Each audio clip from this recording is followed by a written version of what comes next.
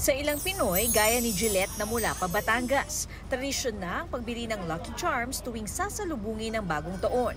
Kaya heto't nasa Binondo siya. Nakaugalian na din po natin ang paniniwala ng ganyan sa mga pungsoy, pampaswerte tuwing lalo na't bagong taon. Year of the Wooden Snake ang 2025. Ano naman kaya ang Lucky Charm para rito? For 2025, ang iingatan natin ay yung health natin.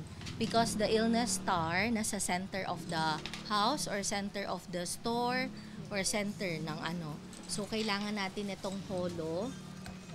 Yes, or holy gourd. May gold bill at Lucky Snake coin na inilalagay sa wallet para mas magaan daw ang pasok ng pera. At syempre para naman sa mga naghahanap ng pag-ibig ngayong pagpasok ng bagong taon, may sagot dyan. Meron daw itong nine-tailed fox. Natutulong daw sa inyo na makahanap ng pag-ibig. Huwag din daw kalimutan maglagay ng prosperity basket sa mesa sa medianoche. Pinupuno siya ng bigas. So what we call this is the prosperity money bowl.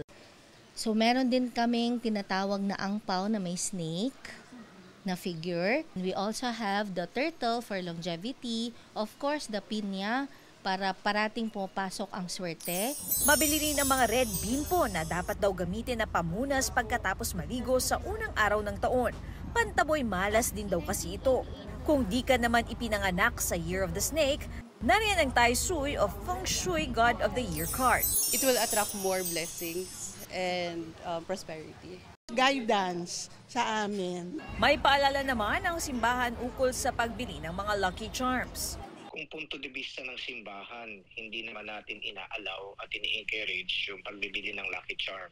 Ang makakatulong talaga sa atin para makamtan man natin kung ano man ang mga mitiin natin para sa buhay, walang iba kundi ang Diyos. Para sa GMA Integrated News, Katrina Son, nakatutok, 24 oras.